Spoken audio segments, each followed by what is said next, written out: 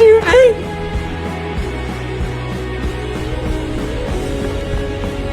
How could you do that? You answer me.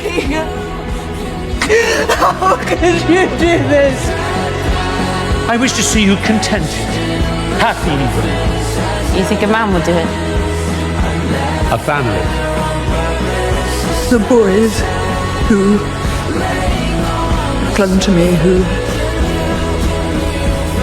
hid their little faces in my skirts, dead, so that I may sit upon a throne of swords.